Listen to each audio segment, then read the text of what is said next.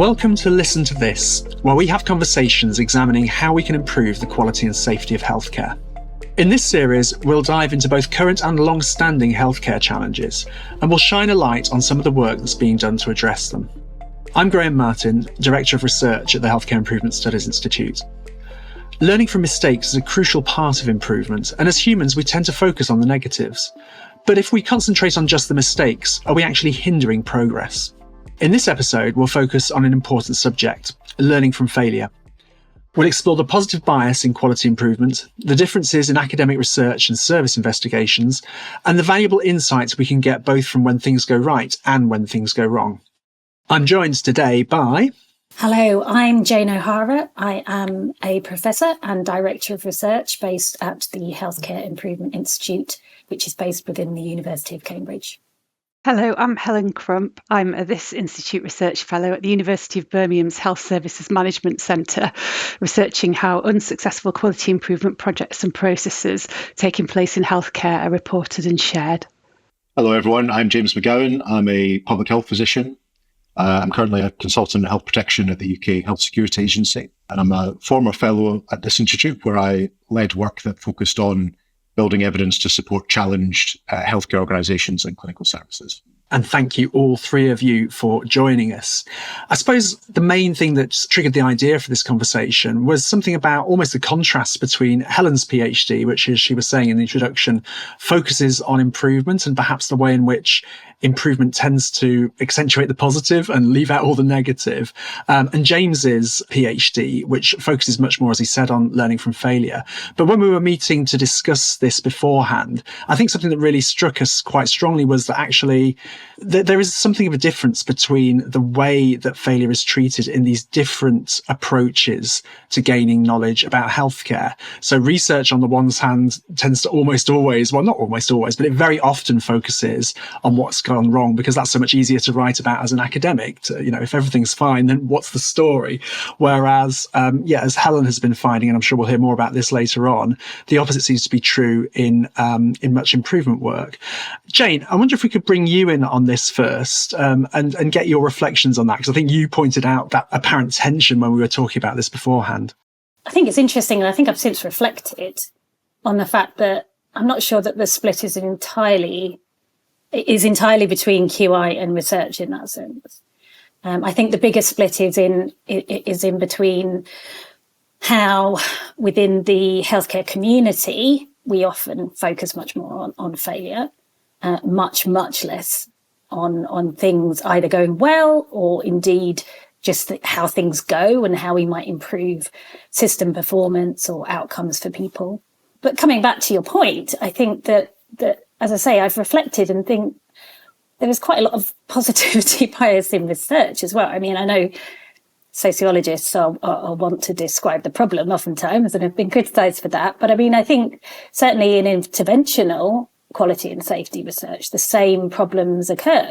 There's a publication bias in reporting of positive findings. It's a lot harder to publish negative findings or negative trials. And a lot of work has gone into that particularly in terms of interventional trials for drugs and different things. But I'm not sure that we've necessarily caught up entirely in the sort of healthcare improvement world. So I think broadly the split is much more between the healthcare community and how it looks to improve, and identification of the sources of things that need improving within healthcare often comes from failure. And the sort of positivity bias, which I think you do see very much, and Helen's going to talk about her work on that, in presenting what works rather than actually learning from all kinds of activity where we're trying to improve the healthcare system. Yeah, thank you, Jane. Helen, I'd love to hear your thoughts on that. Jane's mentioned publication bias there, and I think I might be right in thinking that was one of the bits of background knowledge, that tendency to publish positive findings and underpublish either null or negative findings from things like pharmaceutical trials. And the extent to which that also manifests in health services research. I think that was one of the things that originally prompted your study, wasn't it? That's right, yes. So one of my supervisors actually had done some research kind of looking at this area, and I think identified signs of a positivity bias in health services research as well.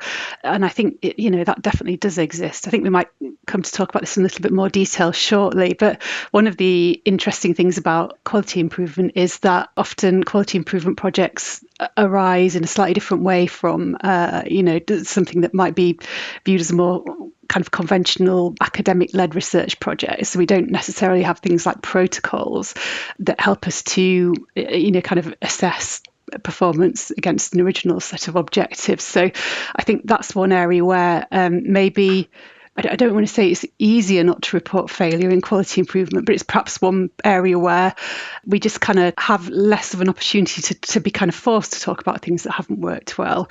The other side of this is we see much more of a kind of preponderance of grey literature publications in quality improvement. Often they're great. They're bringing information to people quickly. So much kind of more rapid and accessible way of sharing information. But they do tend to kind of skew towards best practice, even though people often acknowledge privately that they learn much more from things that haven't quite worked out than from straightforward successes. So I think there are a few reasons for it, something that we need to consider when thinking about how we talk about quality improvement outcomes and projects. That's really interesting. And I think, you're pointing towards the multifactorial influences on this positivity bias, such as it is in quality improvement. If you had to say, what is really at the core of that? I think there are two aspects to this. I think one is the practical side of it, which I've already alluded to a little bit. And the other is the kind of human side of it. So on the practical side of things, on the face of it, we should be able to learn from failure in quality improvement in similar ways to what we do in terms of patient safety, I guess. But in practice, we don't have the same kind of infrastructure to help with that in quality improvement. I mean, quite understandably, we don't have anything that works in quite the same way as never event reporting. And as I said, quality improvement work's often rather pragmatic. So a project might start when someone finds a practical problem that they want to address. Hopefully there'll be some kind of measurement of the baseline position and some clearly articulated aims so that we can see whether what's being tried is working. But because of the nature of quality improvement, it's possible, particularly if PDSA, plan, do, study, act cycles are being used, that a project will go through multiple iterations before it's completed. And I think that can make it quite tricky when you're trying to define and describe failure in relation to these kinds of projects. So say the failure part happened during an early PDSA cycle and the issue is then corrected, leading to a successful outcome. Do the project team still consider that a failure, or is it actually a success? So I think there's a kind of fundamental issue around actually identifying a failure. And then so the challenge then becomes to identify these failures and extract the learning that's generated through the experience of something not working out initially, but possibly working out better in the end. And then, of course, there are projects where the intervention just doesn't work, where it's a bit more of an obvious, straightforward failure. And I think that's where the human side of this comes in. People just don't like to talk about things that haven't worked out. And outside of the patient safety, there's less of a culture of talking about failure. And so it's easy to just put it to one side and move on. I think people get worried, understandably, about whether talking about something that's failed might have negative repercussions, like perhaps for their career or for their organisation's reputation. And so if we want people to be able to use and share learning from failure to a fuller extent, I think we just need to make it feel safe for them to be able to talk about this stuff. So I think that's the big challenge that we have to crack if we want to make this kind of information from failure a bit more accessible. And I think there's something really interesting there about the way that the good reasons for doing something might align with the bad reasons for doing the same thing, and actually picking those apart and deciding what's best is quite difficult to do. Because, clearly, if you're going to report something in a way that people read, you're not going to show every single item of dirty laundry and list them one by one by one. You really want to get to what really matters. But at the same time, there's kind of an incentive to just focus on the positive stuff at the end and leave out all the learning on the way. So I think that's quite tricky to do, really. Jane, I think you might want to come in there.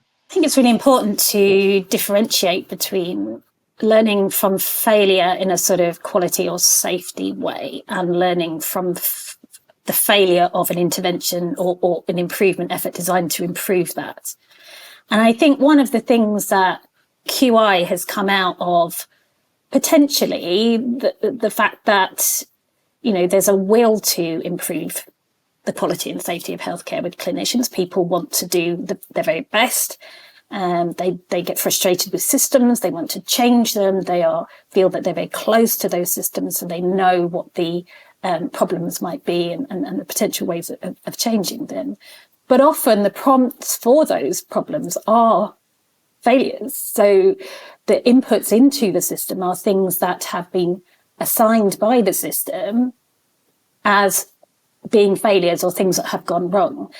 And so in a sense, you wonder whether that sort of, I don't like to use this term, but I mean, in the sense of sort of toxic positivity that we're sort of talking about with respect to QI here, might be a real kind of reflection of the fact that it is the time where, people working in health services can actually take control and say, okay, we're just going to try and make this better, and we're going to not just focus on the negative, which, as you say, the sort of world of investigations, inquiries, patient safety initiatives can sometimes feel quite negative, and QI feels like it occupies a very different space.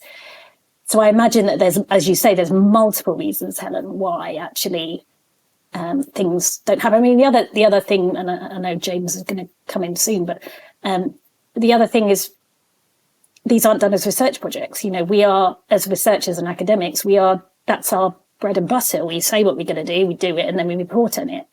If your intention is to try and improve the service, you kind of think, well, I didn't improve service, so I don't need to tell anyone about it.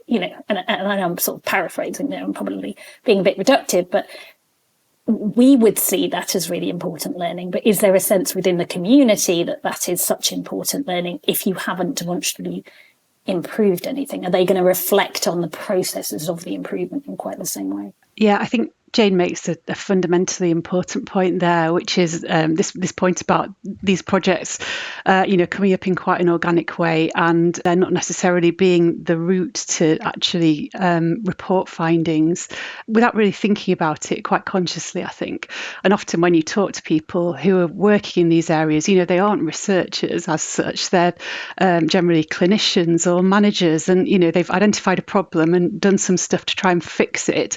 That stuff may or may not work, and something may not have worked initially but then worked in the end, and often they don't have a kind of framework to process that and to share that information, like either within their organization or externally. So when you talk to people, they say, oh yeah, the learning from stuff that hasn't worked is at least as valuable as the learning from stuff that has worked, but often that's where it stops, and there isn't the focus on kind of sharing this, boiling it down into what's the really important kind of key learning points that we're going to take away from this, and how we're going to do things differently in future.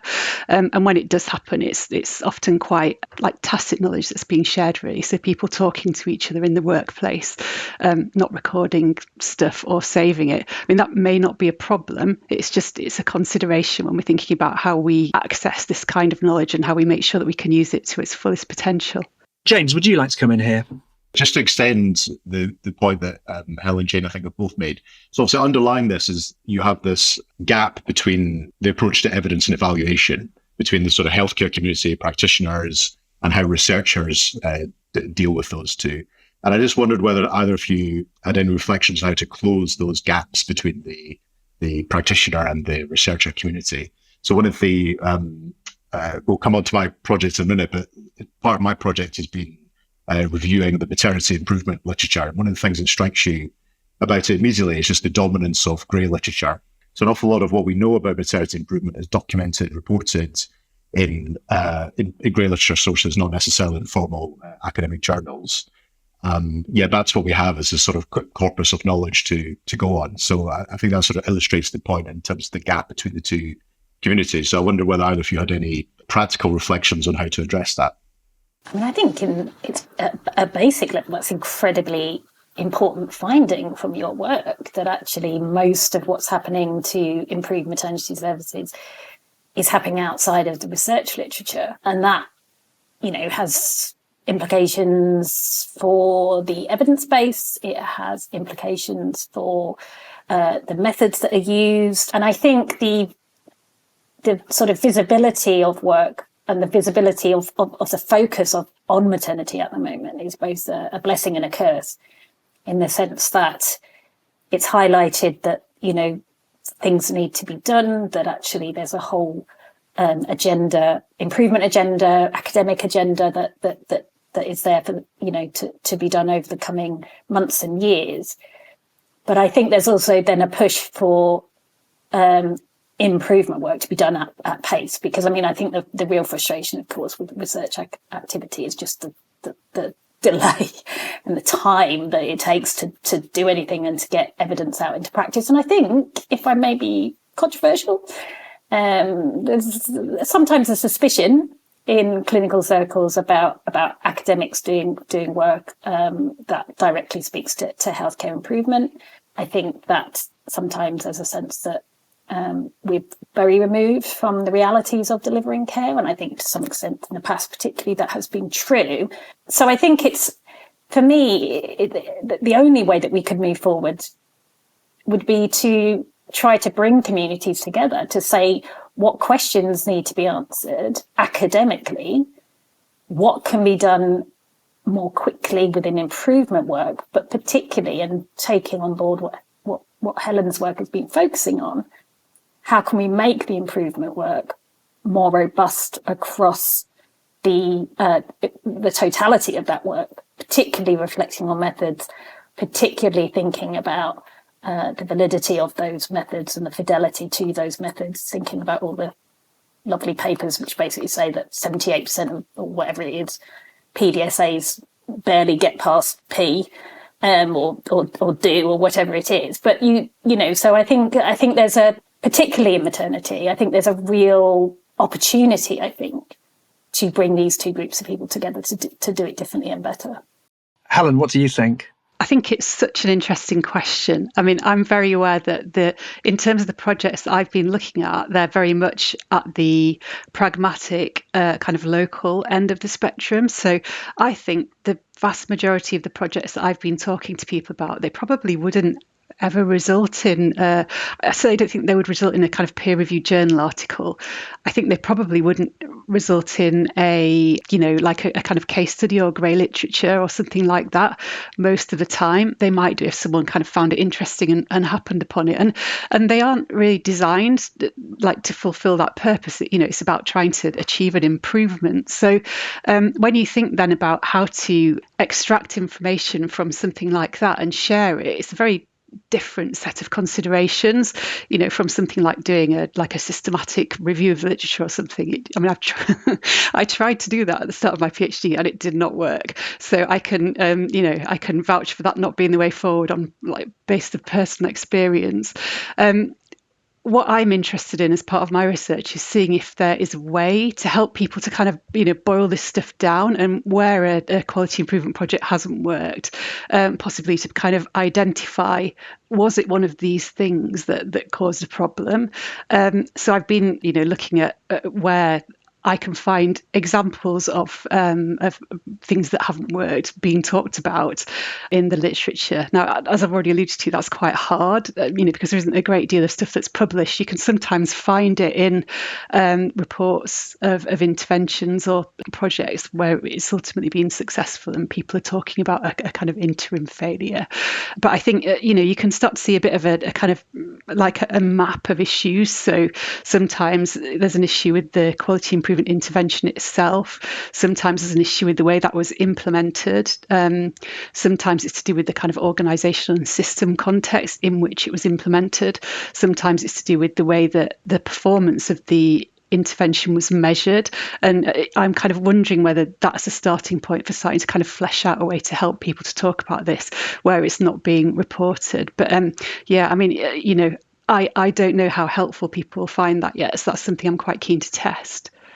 I think it will be fascinating to see what comes out of that work, Helen. So if we're going back to James's question of how you bridge the gap between research and practice communities, and we know that there's umpteen systematic reviews published every week. We know it's really hard for people in the healthcare system to keep up to date with research evidence.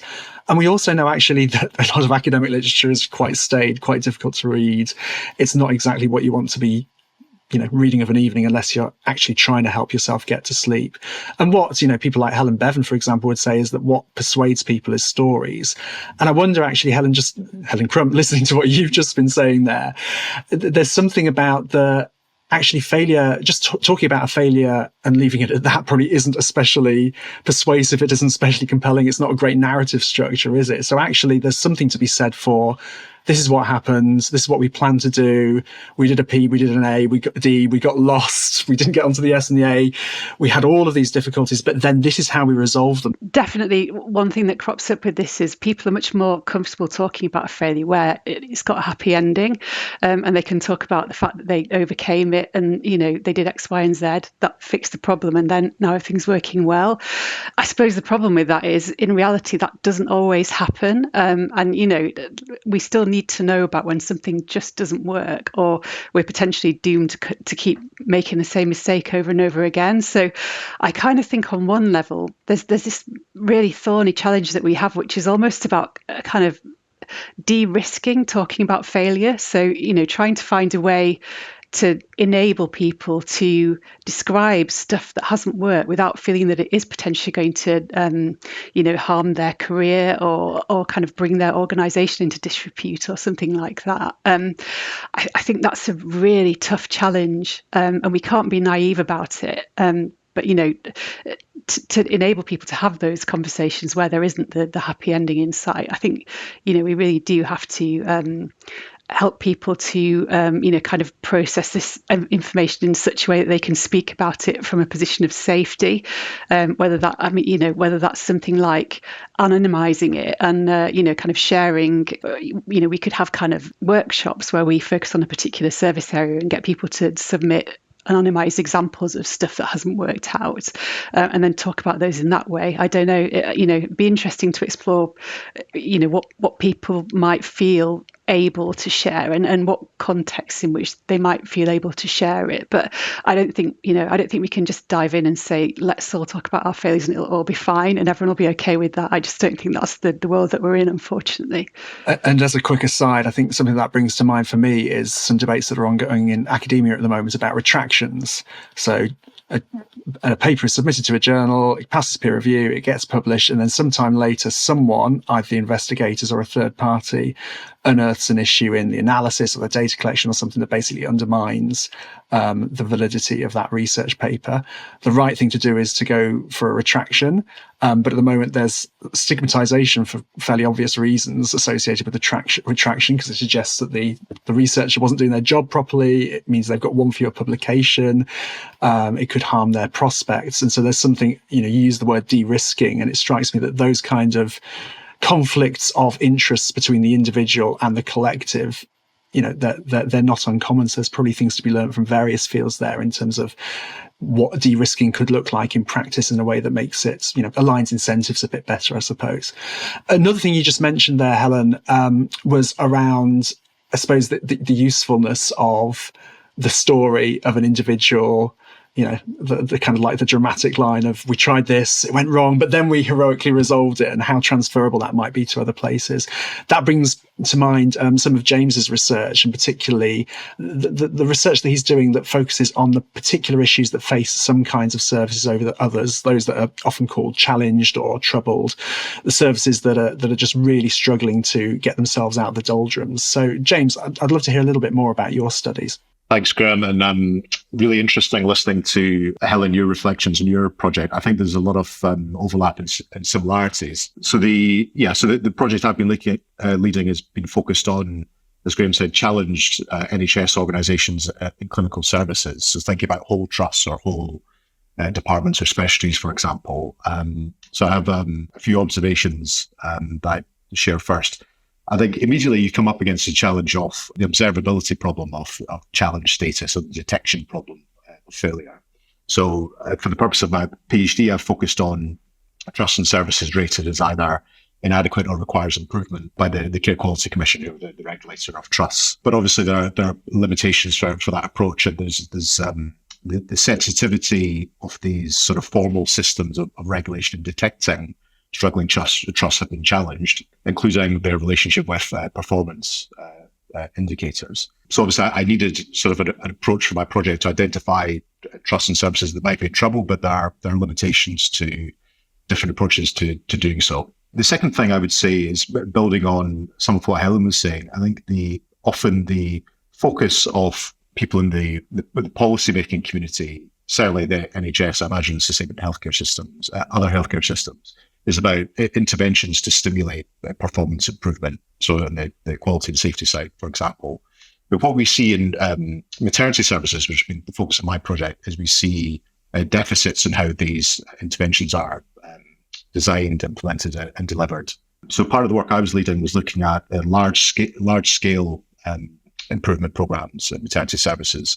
So I looked at initiatives that have been implemented in services going back as far as 2010, and again, come up against the sort of dominance of grey literature and how these initiatives are reported.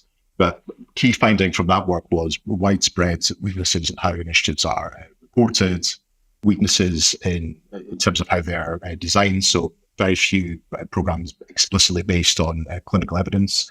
No programs we assessed as part of this work mentioned in reducing inequality as an explicit goal. And this is obviously a big issue in maternity services at the moment. And I think it's an example of where there are gaps between what I'd describe as sort of stated policy objectives in England and how programs are actually designed.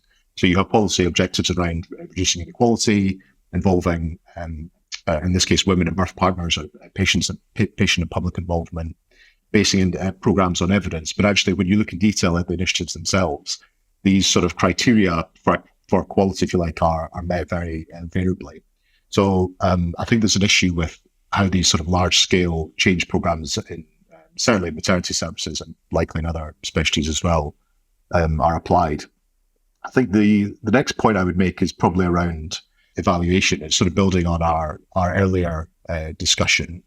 And a big problem you have in maternity services is often a lot of these initiatives that attract resources in order to roll them out at scale often aren't evaluated, actually. This includes a number of sort of major national programs. That's an accountability problem in terms of how resources are used, but it's also a learning problem. So again, coming back to what we were saying before, I think closing those gaps between how policymakers, practitioners, and researchers conceptualize evidence. So what counts as evidence? What is around the threshold? What does that mean for evaluation? I think closing those gaps is really important, both from having an agreed basis on which we're learning from some of these programs. So those are my sort of initial thoughts, Graham, but happy to take follow-up questions. I think Jane wants to come in.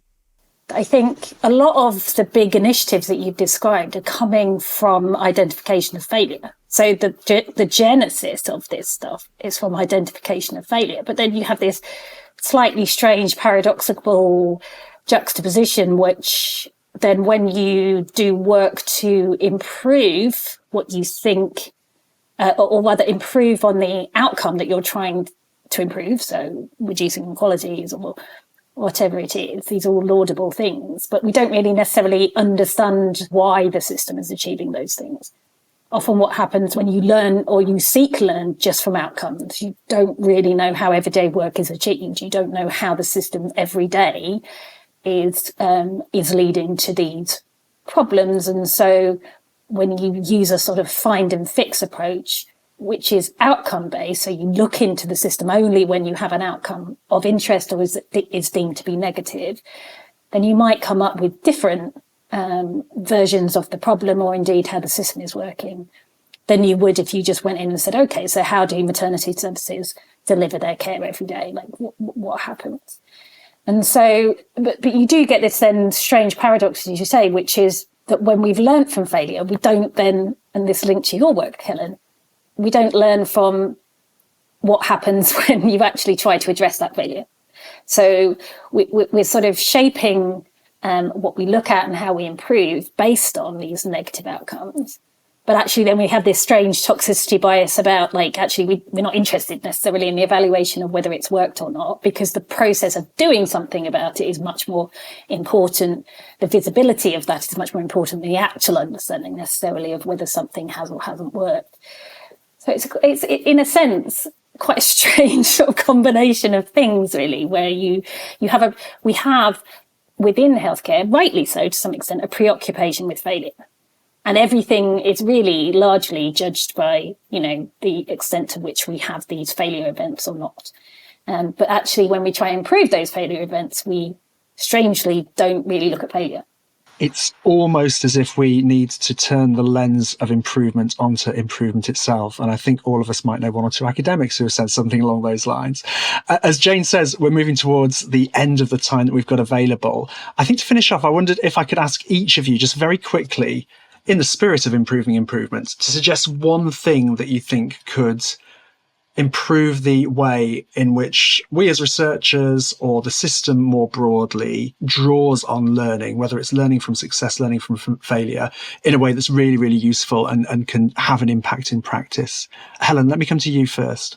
So one of the main kind of preoccupations of my research is it possible to find a way to make doing this more easy for people so that we can, spot things that go wrong often in quality improvement projects and diagnose issues and address issues on that basis in a kind of more accessible way, thinking from the position that people, as I think Jane alluded to, don't even have time to get to the PDSA quite often. So they're kind of doing something, checking to see if it works. And then, basically that's it sometimes. So how can we help people to kind of build in shortcuts to use this information, even if it's at quite a kind of high level, and we aren't going to ultimately produce, some kind of very detailed journal article about it. Is there a way that we can help managers, clinicians, practitioners, just to kind of extract a nugget of valuable intelligence from something that didn't work and play that back in? So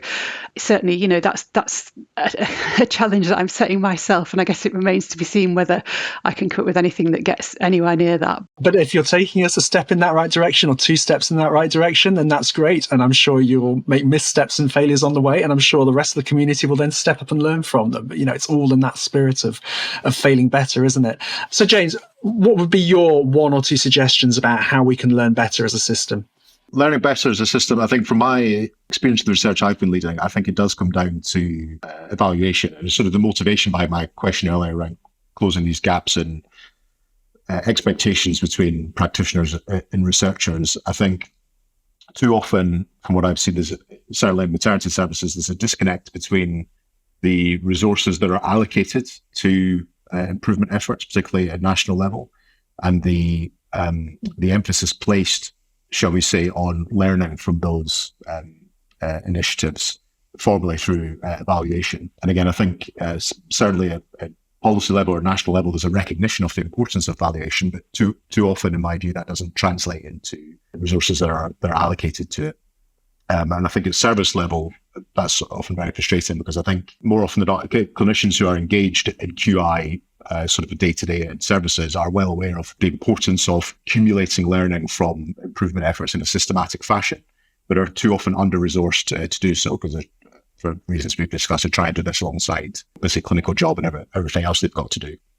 So I would say, in terms of the main thing that the system, and I guess I'm thinking about the NHS in this context, needs to do to accumulate learning better, is to ensure that resource allocation for learning or evaluation is proportionate to resources that are being spent on improvement efforts themselves.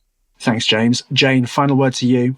I really like what James has just said, but I possibly would add a couple more things. I think, you know me, Graham, I'm a big fan of so-called safety 2 type approaches. I think we need, in identifying problems, to move away from simply looking at failure. I think we need to look at the identification of the everyday, the understanding of what happens every day. I think the solutions that arise to improve services look very different potentially when you look at the everyday compared to when you look at failure.